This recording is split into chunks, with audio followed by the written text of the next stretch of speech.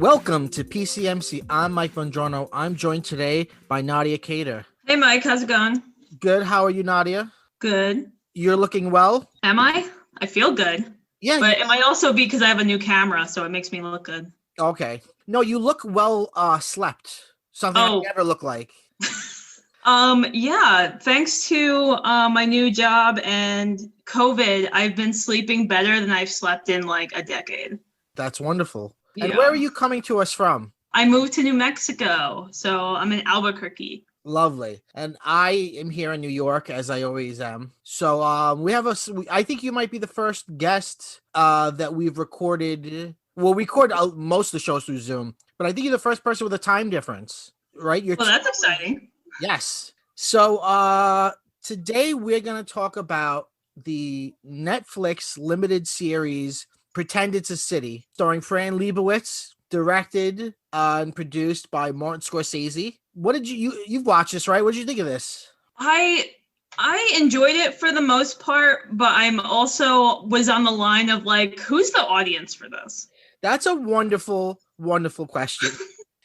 I think Martin Scorsese is the audience for this. I think he's yeah. I was just gonna say, like, yes, that's exactly. Martin Scorsese has this really weird career now because he's so famous and he's been so prolific that he could just do whatever he wants. Right. And I'm gonna sell it to Netflix, and Netflix was like, "Oh yeah, let's do this." And all they're doing is talking. That's it. They're just talking with B-roll from old movies that I'm sure only he knows about. Right. And B-roll of Fran Lebowitz walking around the city in winter. Right.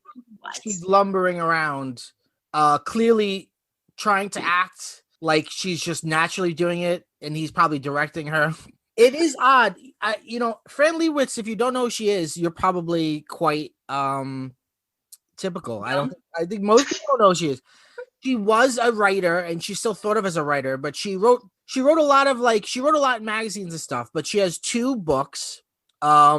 What are they? One is social studies, and the other, I read one of them. One is social studies, and the other is Metropolitan Life. Those are her like books, and I think they're just collections. And then she wrote a children's book in the 90s, probably for no other reason than because she needed money for the rent. And children's books always sell. And now she mostly like does public speaking engagements. She's kind of like I don't know, like if the Empire State Building could talk. You know what I mean? Like she's kind of just like an old New York relic that no one quite understands, but it's great to have them still around. Young people go and ask her questions in their Q&As, and I'm sure none of them have read her stuff, and she just answers. I mean, I guess what's distinctive about her is she's pithy and she's witty and she's opinionated, and that's interesting to watch. It's always interesting to watch somebody like that. True. I went to one of those speaking engagements. How was it? Well, I didn't quite realize it at the time, but it was one of those like engagements with Martin Scorsese, and they were promoting public speaking, which was the documentary he made about her a decade ago. I know. For HBO. Yes, for HBO. Which this limited series is really like a sequel, because both that movie and this series are just him talking to her and just random musings. There's very little holding it all together. Yeah, it's just like a kind of conversation between friends that are sometimes a little bit kind of like, I can't even say thematic. It's like, well, what do you think about this? Right. What do you think about podcasts or whatever? And then she'll just like, and that's the whole thing. It's just like, he'll just ask her these questions and she'll go on, and then he laughs because he finds her hilarious. Right. Well, because she has an opinion on everything. So he asks her these things that he knows that she has some sort of, diatribe on already. Because she's also filled with anger. She's very grumpy. But, she talks a lot in the series about, she name drops constantly, like crazy people like Frank Sinatra and Duke Ellington and everyone, and Andy Warhol, and like all of these crazy people. And I think I think really more than a writer, she was like a socialite. But I think that's an excellent term for it because right. it's kind of not exists anymore, right? Right. And I think she probably would never use that term because I think whatever the connotation is for socialite is not what she is because she's so curmudgeonly and, smart. So here's what I think But of that's what she socialite. is. I mean, yeah, I agree with you. I think she might think of a term socialite as a wasp married to someone who has a lot of money, who spends a lot of time at parties. Right. And Fran Lebowitz will never waste her time being married to somebody. Mm-hmm. And who would want to marry her anyway? Because she's miserable, and smokes like a chimney. But yeah, she gets these random jobs that are just writing related at some point. It eventually went from, and as she talked in this series, from random shitty jobs, which is like cleaning houses and selling belts on the street, to hanging out, taxi driving too, to just hobnobbing with celebrities. And like she wrote an intro. I was looking at Goodreads just to see, because when you read like her books, and she has more stuff on here than just those 3 books, but a lot of it is like writing an introduction or like stuff like that. It's kind of like she just somehow, like squeezed her way into stuff.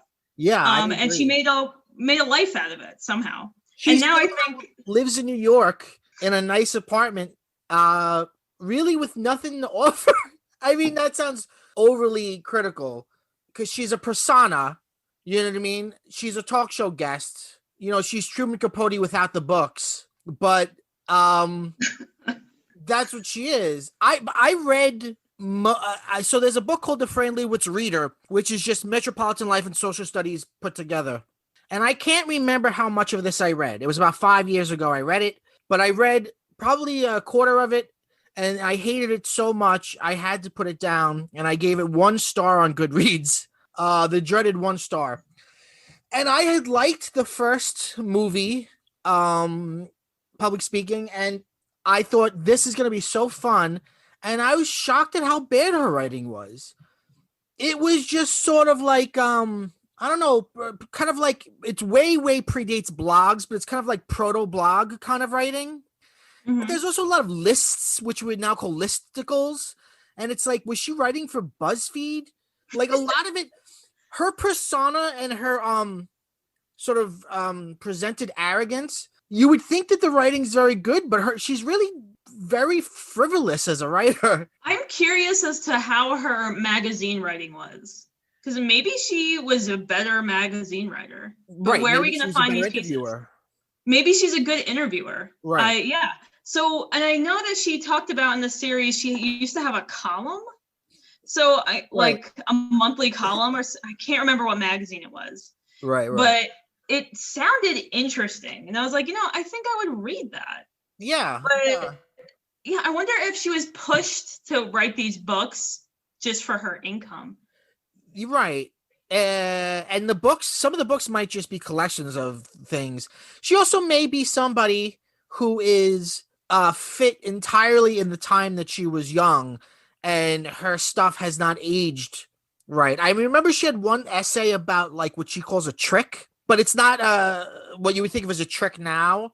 It's just basically like the young boyfriend of an older, more wealthy gay man, and like it's this very thing. It's this thing. It's this sort of like, I guess it's a funny piece, and she's like, a trick never has good opinions. A trick should never speak unless spoken to. It's just like, I don't know who this is for or when this is for, but it's not right now. Yeah. Okay. Yeah. So basically like a sugar baby? Like I guess, but it's very because when I think of trick, I really think of just like sex worker. Right. It's not at all what she's using the term to mean in that essay from God knows when. But we're being hard on her, or I'm being hard on her. But I do like her, even though I don't like her. Like, I don't think I'd ever want to be in her presence. I would never want to talk to her. You know what I mean? Yes. She reminds me. Yeah. I was just saying, like, oh my God, I was just thinking about that the other day.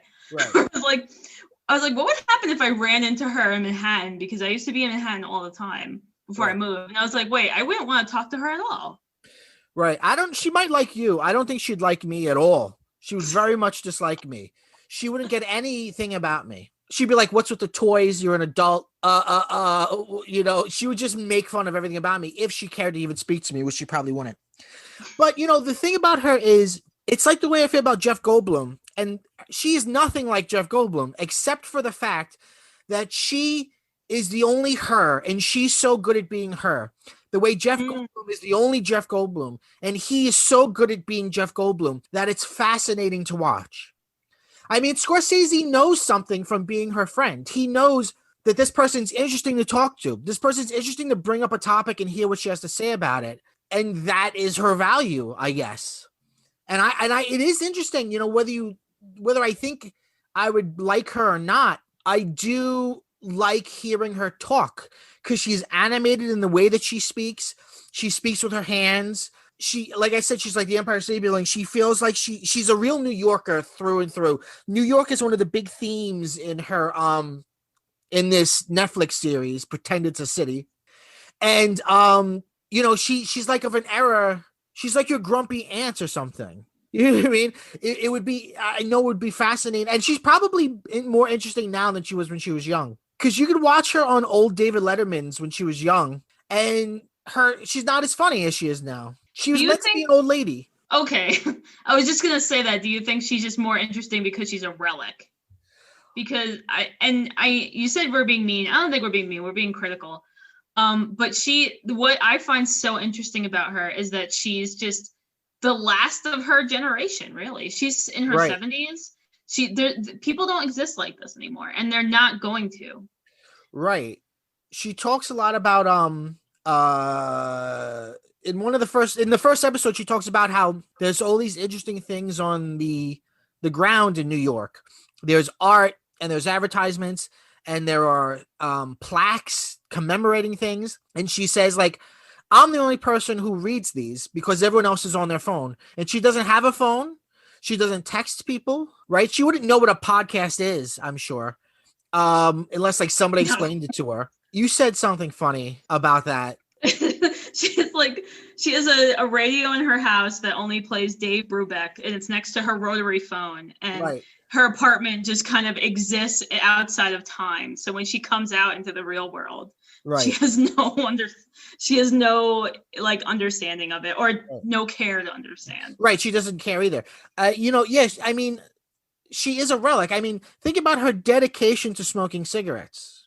It's a dedication. She seems like the kind of person, there are some people that smoke, but are always trying to quit because they know it's bad for them, but they're addicted. She seems like the kind of person that never tried to quit, that would never even think about it because she loves it. Yeah, she does have a point in one of those episodes where she talks about like, I don't know if Scorsese or someone in the audience asked her about guilty pleasures. And she's like, I don't have any guilty pleasures because I just take pleasure. I don't feel guilt about them. Right. And that's her take to life, and that's take to like crappy foods and cigarette smoking. She's not going to feel bad about it. She knows there's all this research out. The cigarettes fucking kill you, but she doesn't care. She's like, I'm going to keep doing this until I die. Yeah. And that was one of the sentiments she had that I agreed with, because sometimes she says things that I completely disagree with. And sometimes she says things that I find kind of snobby. But that actually was very not snobby, because she makes the point that the term guilty pleasure tends to mean when you like something that's supposed to be beneath you. Like, I'm too smart to like this thing, so it's a guilty pleasure. And she says she doesn't believe in that. And that's a very unsnobbish thing for her to say. Again, that's what's interesting about her is, there are all these little nuggets of sentiments, all these little ideas she has. And some I agree with, and some I completely disagree with. I'm just curious because I know you don't smoke anymore, and I don't smoke. And she just, like does whatever she wants. What do you think about people that just smoke all the time like that? Like, do you ever feel like you need to be a little preachy, or do you just feel like I just let them do whatever the fuck they want? I think with cigarettes, I think that nobody doesn't know that it's bad for you. She even makes that point where she's like, I know that it's bad for me, right? How can I not? She even makes a point and this I might not agree with her on, that she doesn't understand how anyone could have ever thought it wasn't unhealthy. She's like, I don't understand. I know that they used to say it was healthy and they lied to you, but you're burning leaves and inhaling it. How could you ever think that that's good? And she had that anecdote about seeing a pediatrician who was just smoking while he's treating her as a kid and giving her a lollipop. I remember that. I had a pediatrician who smoked, and he would smoke in his office. While he was treating you? Yeah. I'm 37, so I'm not ancient, but I'm, I guess, middle-aged, and I'm old enough to remember things like that. I remember my dad was a smoker. I remember smoking in movie theaters. I remember smoking everywhere. I remember smoking in restaurants. I remember being in a car where adults were smoking and no one really gave a shit that you were breathing in the smoke. So I understand her. I guess I don't know if I understand, but I don't know. Part of me respects just being like, yeah, this is what I do. And not caring about her health. She makes a joke where she's like, if I die now, I won't have died too young. I'm already old. No one's gonna be like, oh well, what a tragedy. So it's almost like she made it in a way. Yeah, I guess if you live that long with smoking continuously, I don't think she doesn't go into this in Pretend It's a City, but I think she talks a little bit about it in Public Speaking, because I remember her talking about smoking. Yeah. And how she said, and she tends to be a little careful with her words. I remember her distinctly saying that, I think in a couple of years, I wouldn't be surprised if we find out that we've blown this out of proportion of just how dangerous secondhand smoking is and smoking. And I don't know if I'll agree or disagree, but I do think there's some merit to genetics. Oh, I think so too. I just read an amazing book that I would recommend to anybody. And the book is called What We Don't Talk About When We Talk About Fat. And it's written by Aubrey Gordon. And it talks about, it's not a diet book. It's a book that is just about fat people as a minority and how fat people are treated by other people, by society, by law, by the medical world. And all the shit that comes with being a fat person. And some people are just fat. And if you were to judge a diet by its ability to give you sustained and lasting weight loss, no diet works. It hasn't happened yet. You can lose and come back, or you can lose and then struggle forever. But for it to come off and stay off, no diet really does that, because our bodies don't want to do that. So I know I've gone off on a rant here, but getting back to what you were saying about genetics. Yeah, some of it's genetics. Some of us are fat. Some of us are fat. Some of us can smoke like a chimney and live for 100 years. And some of us can smoke for 3 years and then get severe emphysema. Right. I think there is something to that. Will I say that things are super blown out of proportion? No. I think it's government paying back for all those decades of companies just letting people smoke and convincing them that smoking is fine and healthy. And the fact that you remember that your pediatrician smoking is really shows how times have changed significantly.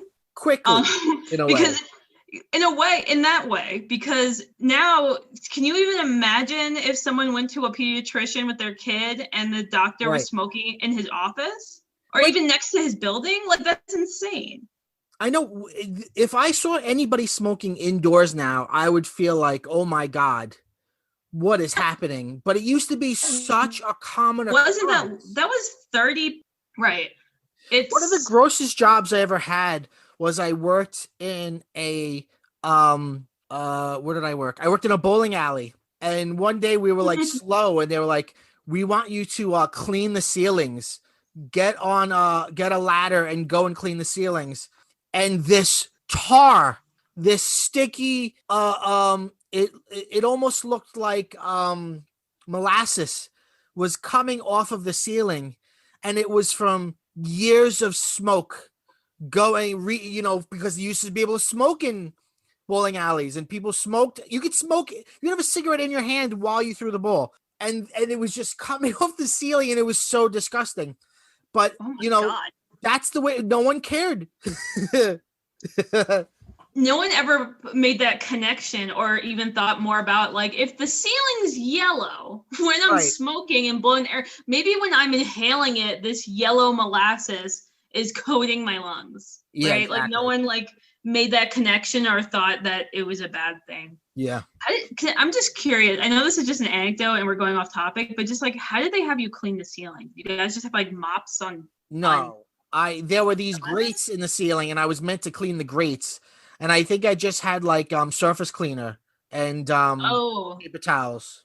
Did you like take them down? No, I just sort of squirted above me. It was all very inefficient and stupid. That sounds disgusting. Yeah, it was pretty gross. It was pretty horrible. Let's talk a little bit about this series as a film. You've got Fran Lebowitz being interviewed in a restaurant. It's sort of smoke. I'm not sure what restaurant it is, but I'm sure it's some restaurant that she's gone to every day for the last 40 years. There's a pool table in it. There's a bar. It's very sort of like dark. She's got what I think is a Coke in front of her. So that's the majority of her footage. Then we've got footage of her lumbering around New York City. Then there's like some footage of like her and Scorsese, like in a library, looking at books and stuff, and it's almost experimental. It's almost student-like in a way. It just feels like Scorsese with a camera and a friend. That's probably exactly what he wanted. He's like, I don't want to keep making blockbuster movies about Italian gangsters that have been out of style for 30 years. I want to just film something interesting.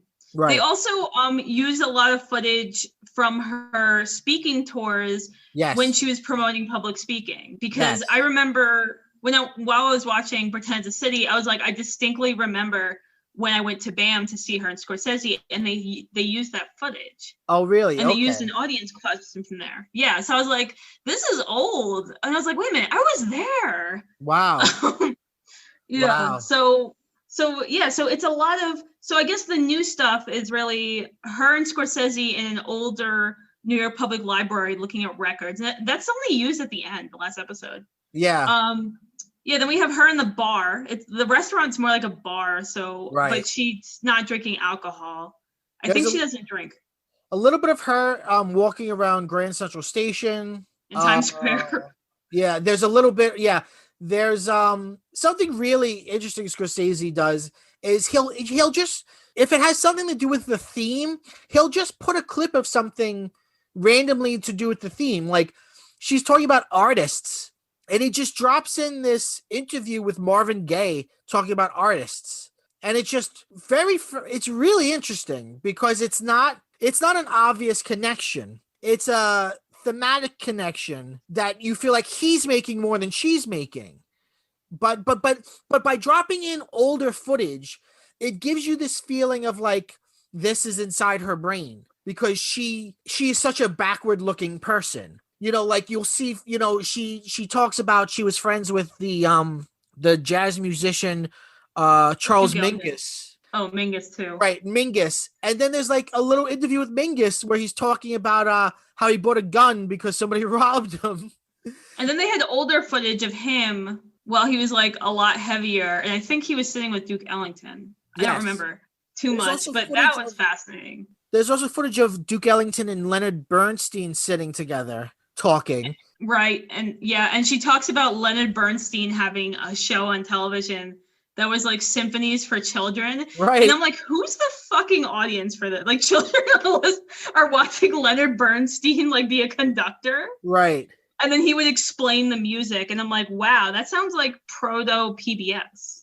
And they show this in this documentary. And if this were a younger filmmaker, and this isn't an insult, but if this were a younger filmmaker, it would be much, much shorter. Whereas there's something languid about this. I keep calling it a film because it is a film. It's a film in 6 parts or 7 parts. There's something languid about it. It reminds me of documentaries before Netflix documentaries the way they used to be in the 60s and 70s. It's not wall-to-wall sound. It's not wall-to-wall images. It's not, an edit every 2 seconds. Some of it just stays. Going back to the first film, Public Speaking, she talks about how her intellectual hero was James Baldwin. And Scorsese drops in some of James Baldwin's debate against, what's his name? The conservative. He was like Gore Vidal's archenemy. Damn it. What the fuck is his name? He was an intellectual conservative. Can you believe that? William Buckley. Yes, William Buckley. And he shows a whole big part of that, even just because she mentioned it. So it really feels like a conversation you have late at night. That's what I like about it. I feel like it's as much as a conversation with Scorsese as it is with her. Yeah, it's really fun. Scorsese's done a lot of documentary. I'm like looking at his filmography because when you mentioned like it's like an old timey. I've never seen any of these. He did Woodstock. He did The Last Waltz. He also has a lot of concert films. Right. And he also did something in 1970 called Street Scenes, which I feel like he probably took a lot of just using just kind of similar ideas. Well, yeah. Yeah, I think we think of him now as just focusing on the gangster genre, but there's a lot there. I mean, in the 90s, he made a biography of the Dalai Lama. And he's a Catholic, right? He's clearly a Catholic, but he goes and makes a pretty, loving biopic of the Dalai Lama. And then there's also his quirky comedies like King of New York and After Hours. Not King of New York, King of Comedy. Yeah, okay. I didn't see it, but I've heard of it. King of Comedy, probably the thing that would be distinctive now is the Joker movie took a lot from it. Oh, huh. It's a great movie if you've never seen it. You've got Robert De Niro is like this terrible comedian, and he's like really not funny, but he's kind of demented, and he's got all these delusions of grandeur. So in the movie, and this is the best performance he ever gave.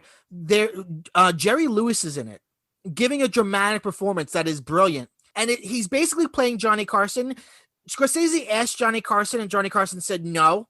So he said, okay, we'll just make up a fake Johnny Carson, and it's Jerry Lewis. And basically, De Niro kidnaps Jerry Lewis to ransom himself onto the show. Oh my God. It's really, if you've never seen King of Comedy, it's very good. I'm adding this to my list. That sounds wonderful. Yeah. It's really funny that Jerry Lewis is playing like a dramatic role too. Well, I mean, now we know that he's kind of an asshole, and he lets that asshole come out in that movie. It's probably his most realistic performance. Because he's kind of an unhappy asshole in it. Unless you have anything more to say about the style of the film, I want to move on to more specific topics she talks about. Yeah, let's move on. Okay, so some of the footage is an interview between her and Spike Lee, and Spike Lee's asking her about sports, and sports is a big theme that keeps coming up in the documentary. And Spike Lee asks her, "What do you think of sports?" And she says, "I hate sports." And he goes, "What about this team versus that team?" And she's like, I have no idea. I have no preference. I completely hate sports. And they kind of get into an argument about it. Yeah, that was that was really interesting, and it's uncomfortable, but I kind of wanted to see a little more of that, because she was talking to him in front of a live audience, which I'm like, what was this? Because a lot of the interviews that she did that they showed in this film, they didn't say what it was, like, because there was a point when she was talking to what's his name, Alec Baldwin, who had a terrible haircut for some reason, and Olivia Wilde. And Olivia, why was this? What was this? It was all the same set. I'm guessing that it's maybe like like the YMCA does those talks. Maybe it was something like that. I think it might have also been related to public speaking, because Olivia Wilde didn't really seem to know who she was, or at least didn't seem, at least in the footage that we saw, didn't seem super prepped on her. Yeah. Whereas Spike Lee seemed kind of ready. He seemed like they maybe are friends in some way, or acquaintances. They seemed like they knew each other.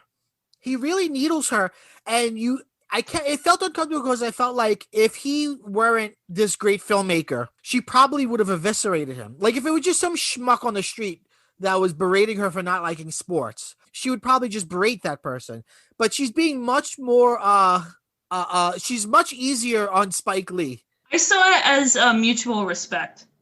Right. Because it seemed like he was giving her credit where it was due, but he was also pointing out her big blind spot, which is not knowing sports. Yeah. And he also brought up this really, fantastic point about how she went to the Muhammad Ali fight, and right. And he was like, you went to the most important fight in history, and right. you don't even like sports. And she was like, I liked him. I didn't like boxing. Right. He's like, well, that's his platform. And because you grew up during these times, is that there weren't really platforms for African Americans unless they were in sports. Right. He does make that point. Yeah. And she agrees with him in that, but she also like kind of sticks by her, like, I don't care about sports. I understand that you do, and I'll take what you're giving me at face value, but I can't give you an opinion on this. Right. Nothing. What is your opinion on this? My opinion is I'm actually really similar on Fran's side. It's like, I don't know enough about sports to be like, I'm going to tell you who's the best or who's the worst. I could talk about the importance of sports in American history and world history, especially. He brought up, oh my God, I forgot the two Olympic athletes. Jesse Owens. Thank you. He brought up Jesse Owens and that importance right. of Jesse Owens and his stand. And she talked like, yeah, that's important. But again, it's like, I don't know anything about sports outside of these isolated events where these sports stars would be like, use their platform and their success to talk about racism. Right. He also brought up this really interesting point that I can't tell. I honestly don't know. I can't even say if it's a side or not. Where he talked about how Michael Jordan or like an athlete's career is just as important as as a writer's work or like an actor's oeuvre or right. He compares him to Picasso. He's like what Picasso can do with paint, Michael Jordan can do with basketball. And then Fran makes the point. Yeah, but the painting is a document that will last forever. But the basketball game, whether or not you can continue to watch it, which you can, the thrill of who's going to win is gone. So she had an interesting comeback to that. Right. I mean, I've never liked sports ever in my life. So I would be more, I guess, on her side. I did an episode of PCMC with Anthony where it was things we hate that other people love. It was a pretty incendiary episode, and one of the it's a very unapologetic episode, and one of my things is sports, and I say I don't just dislike them, I don't get them, and I don't get people who like them, and I know that a great majority of human beings do, but I don't understand why they do. So I was probably more rude about the topic than Fran Lebowitz was. Yeah, she handled that pretty well. And I think it's what you said. It's like it has to be because he's someone who knows a lot about it and is famous. Yeah. And she respects his craft. I don't know if we asked her if she likes Spike Lee movies, what she would say, but she definitely understands that he's not just some schmuck. Right. The thing though is that there's something very camaraderie about sports that we don't get. Yeah. And we've had this conversation before, like in different variations. This is just like there's this team element outside of the teams you're watching, right? There's people feel like this is our team and we're here together to support the team. And that's something that I can't understand. And I don't think that will ever change. So when I say that, I'm probably will be leaning more to kind of Fran's idea of like there's no record of a lot of these great, athletic moments that people will continuously see. Like it's not like we're going to go to a museum and watch Michael Jordan play, like videos of Michael Jordan play, right? No one's going to do that. But we'll go to a museum and see a Picasso. Right. But I can also understand that in that sense, it's something I don't understand. Right. And it feels weird, especially as someone who tries to teach this to students in different ways. It's like, how can you fully judge something you don't get or have an opinion on something you don't understand? Right. So that's why I'm kind of like in the weird sort of middle here. Right. She has an anecdote about Leni Riefenstahl. That was amazing. She talks about she was invited to a dinner party that was in honor of Leni Riefenstahl, Leni Riefenstahl, if you don't know, was a propagandist filmmaker. She made films for the Third Reich. She made Triumph of the Will, which you can find on YouTube. In that film, it begins in the heavens, in the sky, in the clouds, and then Hitler comes down from the clouds.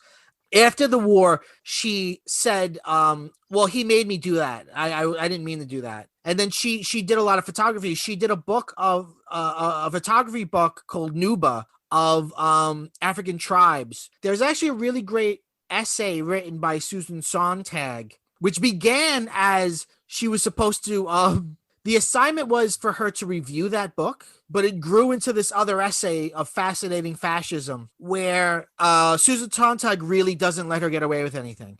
She literally goes through her about the author blurb line by line and points out the lies. It's really fascinating if you're interested in Leni Riefenstahl, because she did try to get away with it. Can you imagine the gall of someone telling a Jewish person whose family was probably either survivors or exterminated in the Holocaust, read this book by this person that was trying to make the Nazis look great?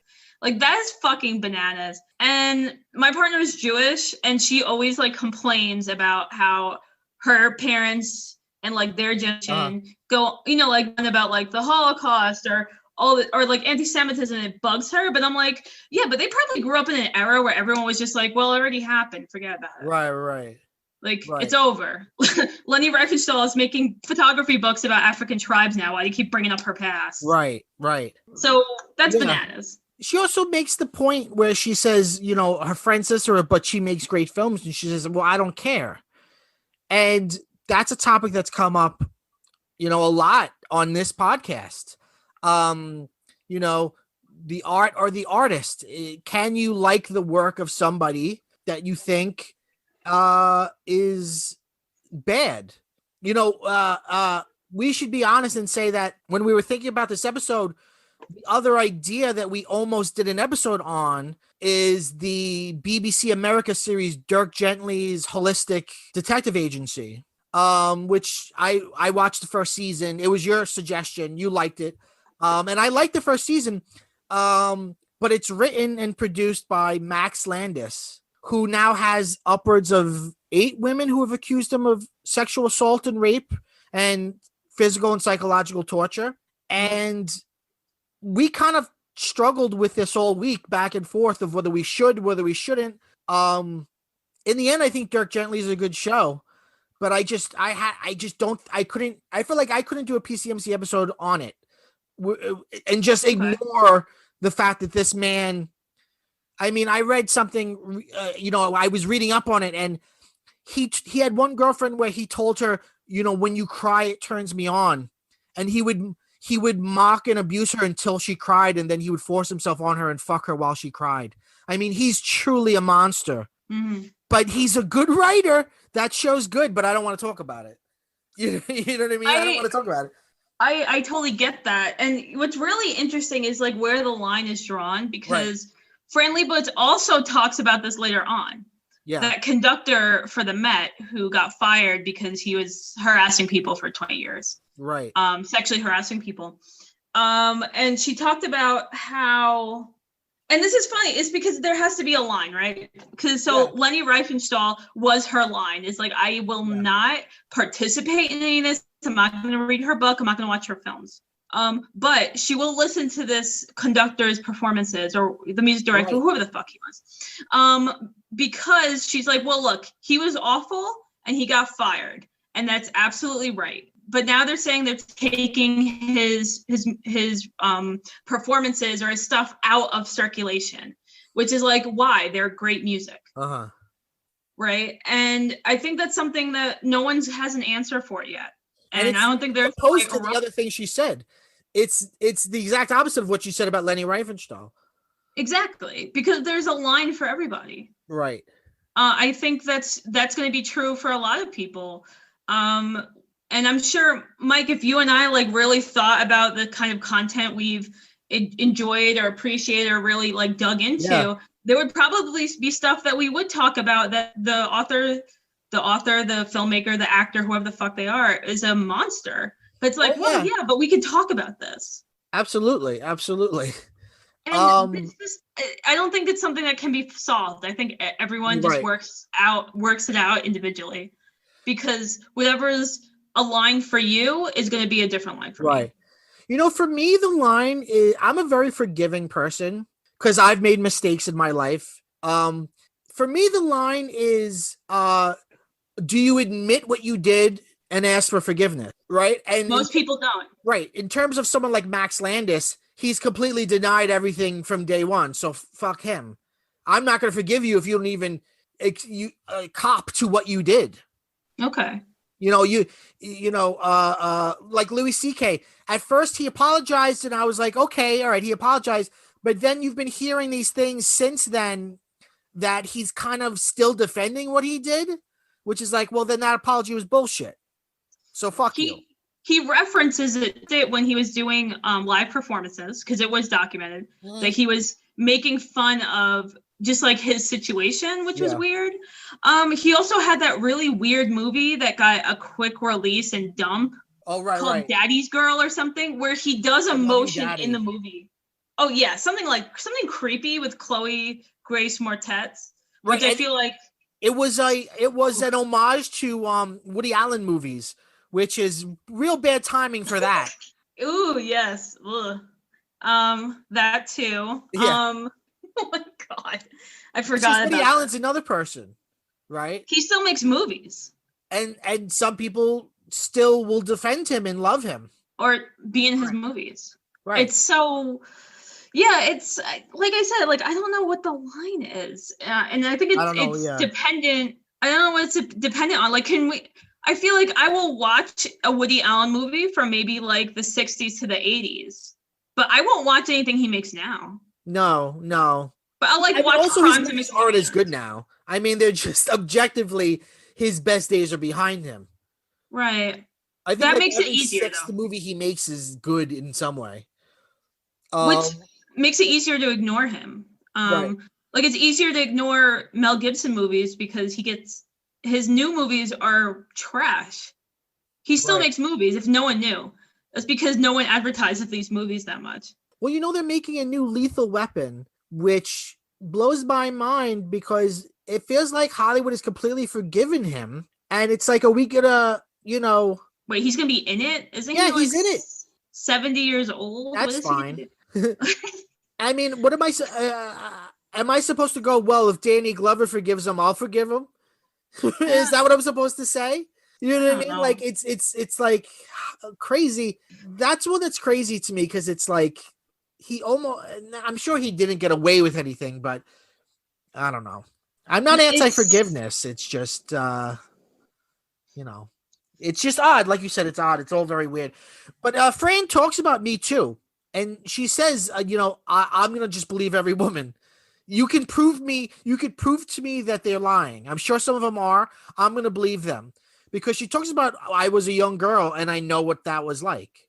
Yeah, which actually scared me because I haven't always had those feelings, but she made it very clear that it's like living alone in the city, you're going to, and just trying to survive or being around people, like your name. She never said anything specific, but it was very clear that there were these lines drawn on what like women can and can't do that I don't think about. Right. Which she had that point, and she talked about victims, and she talked about not giving that conductor or musician or whatever money anymore. Right. Right. Which that makes sense. Is like, why would you keep giving this guy, new money? As in, like, why are we making new Mel Gibson movies? Yeah. But then she also said, yeah.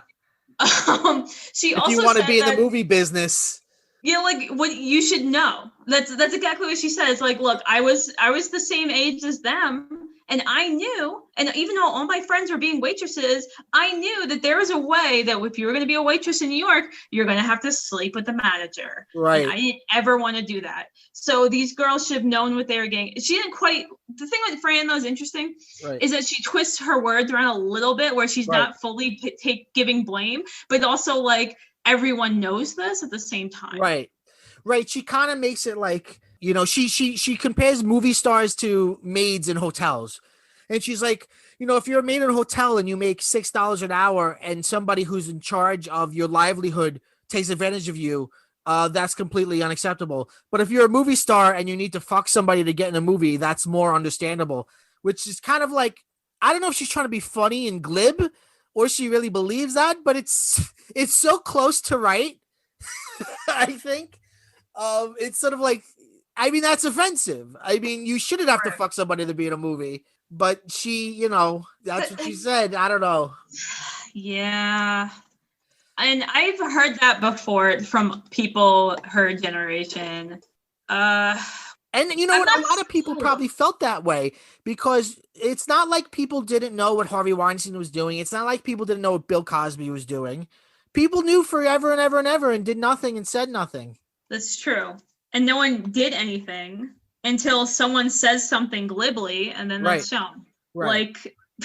Like Hannibal Buress just makes a statement during a comedy show and that's what got the ball rolling on Bill Cosby. Right. Not that 30 Rock made a joke about it 3 years before that happened. Right. Which rewatching that show and then seeing that joke was very shocking. It was kind of like when Family Guy did that Kevin Spacey joke. Right. Because it's like people knew. People knew. But that's the weird thing. It's like, I don't know if I'd say weird. Maybe it's a supremacist, like a masculinity thing. Not masculinity, like a, what's it called? Patriarchy thing. Yeah. Right? That like no one did anything about it. Yeah. Like we all knew it was happening, but no one's saying anything. Yeah. It's, ugh. Yeah. Yeah, so she contradicts herself in that case. But she also talked about like sleeping with almost like the women kind of had a choice. Right. I guess she was saying like her argument was that an actress has a choice, whereas a maid doesn't, which I think that's, I understand that, but it's hard to argue against it, but also there's something really wrong. And I can't put my finger on it. It's wrong to just completely accept the structure of the thing. Okay, yeah.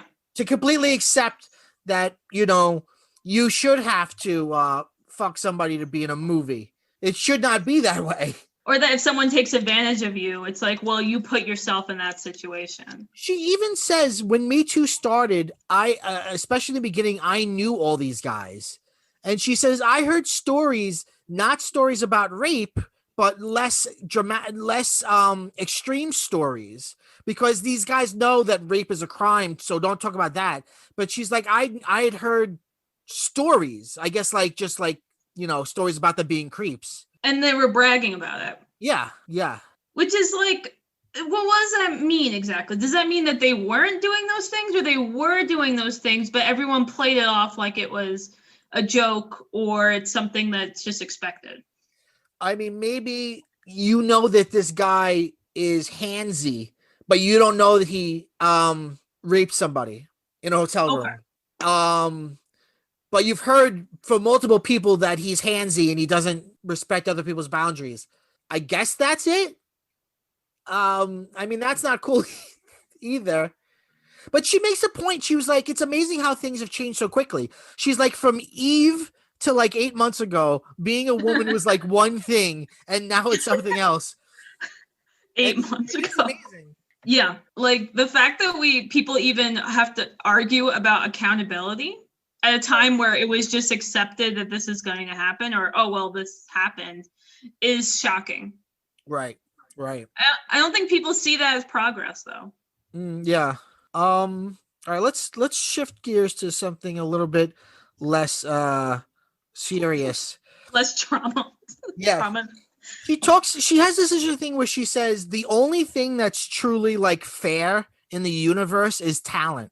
She's like, talent, it doesn't matter who you are, where you're from, you know, your height, your age, your color. some people are talented and some people aren't. And she does make the point, you might be born into a situation where you're not allowed to express that talent. That obviously is something that's part of the culture you live in. But talent itself is randomly distributed. And I thought that was a really interesting idea. That is an interesting idea, and it's kind of made me like really reflect on what that means, because we talk about being gifted as in like it's a good thing, like someone's smart or someone's talented in some way, but we never talk about how that just hits random people. The great examples are just anyone from showbiz families. Right.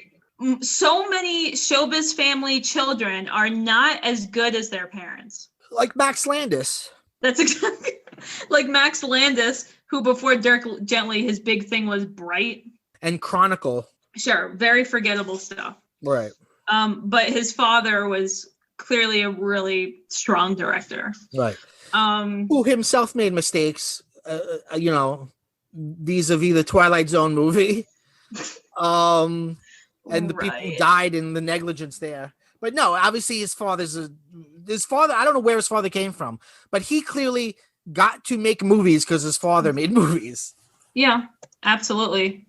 And I mean, people will like argue. I'm sure people will argue with me on this, but I think Jerry Stiller and his wife were far more talented than Ben Stiller, or at least I didn't like any of.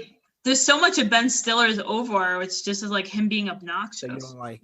But I don't think it's like a lot of his movies are kind of like on par with Adam Sandler movies. They're kind of just. Yeah, I get what you mean. I wish I could like think of like better examples right now, but in that, when she was talking about that's immediately what made me think of it was there's so many people that are able to have a platform, but that doesn't necessarily mean that they have talent. Whereas there's a lot of talented people that kind of we don't see and kind of just flutter off. What I question about it is she talks about talent as if it's genetic. Same thing with comedy. She talks about some Q&A, somebody asked her, how does a person get to be funny? And she says the same way a person gets to be tall, meaning you're born that way. And I don't know. I know that like every comedian will tell you that you can't teach somebody to be funny, or you can't teach somebody who's not talented to be a good writer. And I honestly don't know if I think that's true. I think you couldn't you? I mean, really, you can't? I don't know. I mean, it's weird to think of talent and those who have talent as like Ubermensch, because because she clearly comes from this world of like, I live in New York and New York is the greatest place ever. And I was friends with all the great people and, a lot of them died off and I'm what's left. And there's something I don't like about the idea of like, we're the real talented people. I don't know. There's something oddly elitist about that. Or maybe I'm just not a talented person. So I think well, I hope I could learn it. Well, I mean, I have no science to back this up, right? So this is just my opinion. No one does. I mean, how does one even qualify what a study on this? Means? I think there is a personality factor into it, which it is genetic, but I don't think that means that people can't learn. I think that they have. What happens is someone has a predilection to something. Okay. And that can be honed over time. There are also people that are like enormously kind of talented, but are not interested in what they're talented in. That can happen. I also believe that someone can be not good at something and get better at it over time. Yeah. But but again, that's also the work you put into it.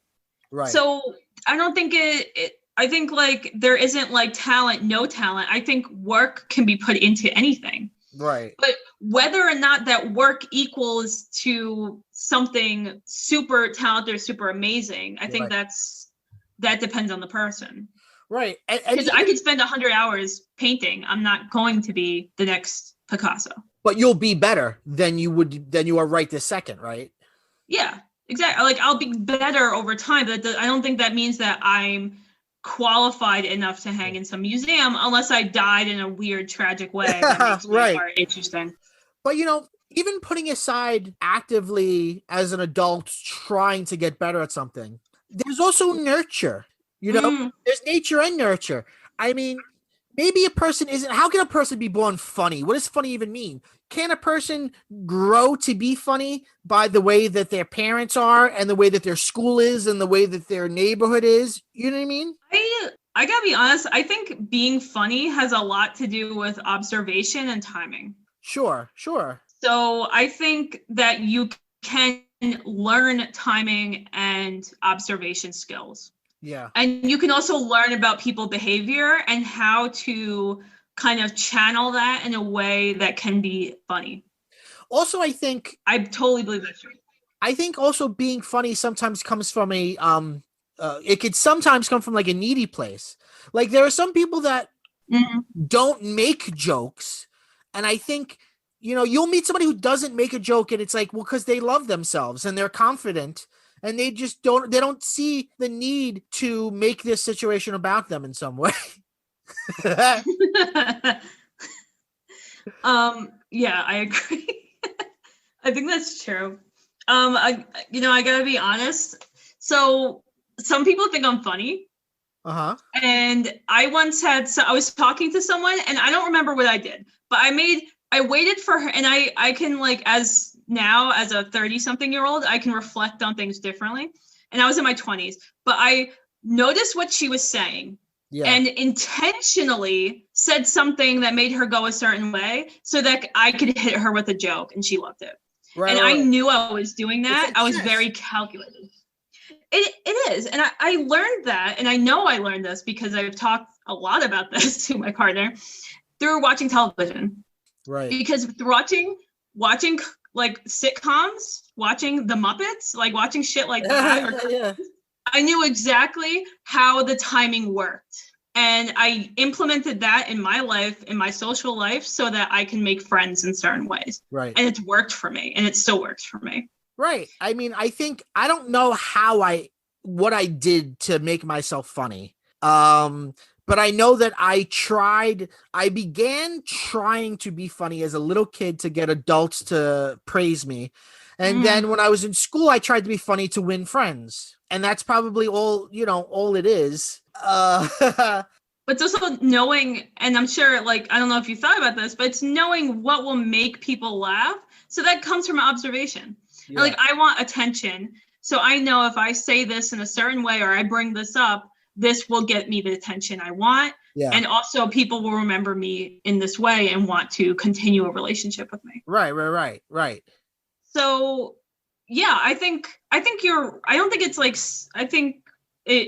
think Fran's totally right. I think there is a genetic component, but that doesn't necessarily mean that you can't change and grow. And that also has to do with your environment. Right. I agree. I think it all comes together in like this mishmash. Right.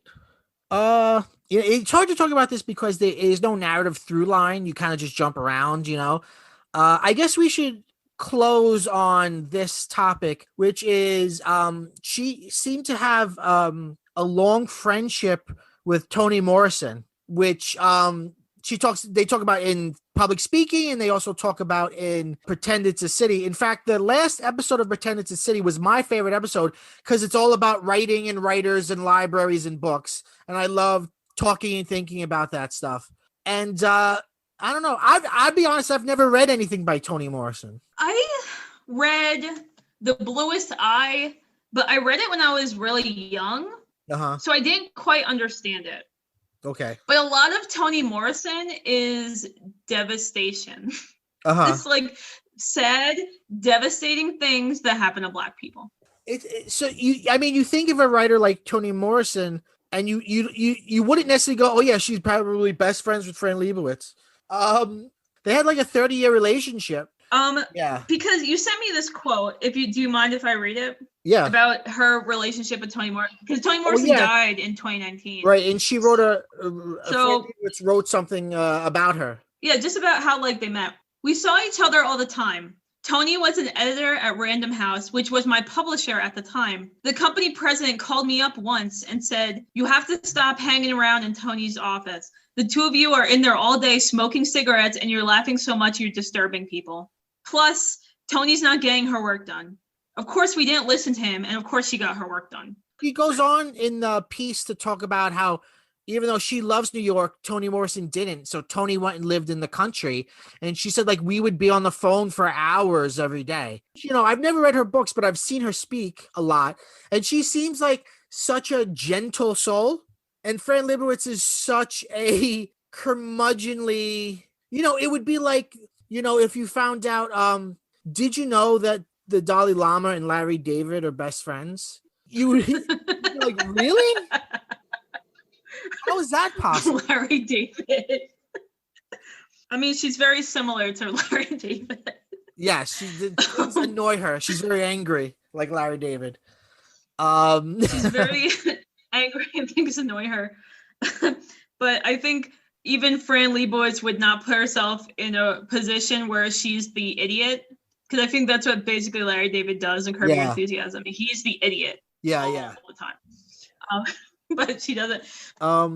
So would you recommend this series? I was having this conversation with my partner the other day because I was like, you and I enjoyed this series, but I'm trying to think if we recommended this to people in your family who are all from California and still like live in the West Coast, would they understand it? And my partner was like, I don't think so. I think a lot of stuff she says is so New York, and that's why it's funny. But like trying to explain this to someone who has never lived in New York and experienced any of this stuff, right? I don't think it would go right over their head. It kind of reminded me of when John Mulaney hosted SNL and he had that Bodega Cat sketch. Yeah, I thought that was the funniest thing ever. But people I talked to in other states were like, I don't understand what this is. Right. He's a cat. He's in a shitty store. And everything Fran talks about because it is the overlapping theme of all 7 episodes are about New York. Right. And living in New York, how it's changed existing there. And that's something that's a very small minority of media people. Right. So I would say I would recommend this to people who have lived in New York or from New York and who just like pithy commentary, because a lot of it was, I just put it on and like I wasn't watching it. Right, I was like walking around my house doing stuff, almost like a podcast. Right. Yeah. And if you like, you know, art and media and stuff, because she talks about all these people. I mean, that's probably, in terms of whatever currency she has, that's probably what she has. You know, it's probably why young people are interested. You know, if young people stop going to her public speaking engagements, she's really going to be in trouble. But, you know, I think she's just gonna Scorsese's just gonna have to make another movie. That's it. But, you know, does a 16-year-old today even know who Duke Ellington is, other than he's the ghost that lives in the attic in Big Mouth? Which is a very warped kind of character. Right. No, you're right. Young people will not know who she is. So maybe she'll die before she gets to that point where she's completely forgotten. Or completely broke. And I think if Martin Scorsese dies first, what's gonna happen if Martin Scorsese dies first? Like she's really gonna be in trouble. Who's left? She needs this. I saw her on Jimmy Fallon promoting this. And she was like, I don't have Netflix, so I won't be able to watch it. And it's like, okay. Did he ask her about anything like interesting at all? No. It's weird. He doesn't know who she is, or he seems to like act like he loves her, but that's also kind of his thing. She seemed to not like him that much. I could see that. It was a weird interview. Maybe she does better with James Corden. I don't know. I agree with you, and I don't know whether or not I could recommend it. I mean, if you're somebody who's prone to like it, you probably will like it. I think if you like hearing about, or if you yourself have enjoyed old movies and you enjoy learning about like different actors and singers at that time, even though she's not just talking about all these people, it's the same kind of like ideas there. Yeah. Like older time, like a time that's far gone. Like when she was talking about Times Square and like how it used to be disgusting and dangerous, and now it's ad space and where people can lay down on lawn chairs. Right. Which to me is just like, I actually haven't seen those because I have, like many New Yorkers, avoid Times Square unless I absolutely have to be there. Right. And it's horrible every time you go there. Like it's never. I like driving through it. especially at night. I think when we went to see that drive-in movie last summer, didn't we drive through it or past it? Maybe. It was like 2 a.m. or something. Well, I used to be obsessed. Me and my friends were all obsessed with this halal cart near Times Square that was open at night. So we would go at all hours of the night and always drive through there. Wow. So I probably, a million times or whatever. But yeah, walking through it. No, you don't want to do that. No. And there's nothing interesting. The food's not good. Unless you're going to like a show, there's nothing there for you. Right. What's there? Right. So you can see the giant steps of people waiting for their Broadway tickets. Like, there's nothing there. It's boring and the food's awful. But it kind of affected me in a weird way, which is why I was a little hesitant to actually spend the episode talking about this show. It's actually made me sad. Because I didn't realize that I missed New York until I watched this. Like, it was completely like, I didn't get to go home for Christmas, and so that kind of sucked. But it was like, okay, that was just like one day. But then like seeing her walk around and talk about New York, I'm just like, oh, I can't just walk out of my house and get on the subway, right, and get to Union Square in 20 minutes. Like, that's not a thing. I'm not going to be able to walk around in a neighborhood randomly and find weird things. Right. Like, there's so many times where I walk through neighborhoods and just found like funny stores or like really surprisingly good restaurants. Right. I can't really tell you where it is. It's just something you experience while you're walking around. Right. And you can't do that in other states. But knowing your personal life, I would say that your life is objectively better now. Oh, it totally is. I'm doing way better. Like, right. You were, it's the money does not go far here. It really doesn't. And you were struggling. And so it's interesting that you say that. I mean, I guess I understand that, but you're doing so much better outside of New York. Yeah. I mean, you could both be like, I think you could say this about food. Like, if a food is bothering you and you can just cut it out of your life and you're instantly doing better, but you still miss it in a way. It's kind of like that. Like, New York was giving me gastrointestinal distress for so many years, but it was also nice. I think that's a great note to go out on. Okay. Oh, this has been PCMC. Thanks for listening. We come out every single Wednesday. If you're new to the show, we've been out a while now. We've got, over 150 episodes, ranging in topics from animated series to documentaries to books to pop culture things like toys and sneakers. There's definitely something in our library of episodes that tickles your fancy, so please go through and check out something that you'll like, and subscribe to us wherever podcasts are available. Mike Madrono, Nadia, thank you for being here. Mike, always a pleasure. Thanks for inviting me. We end every episode by saying, go bye-bye.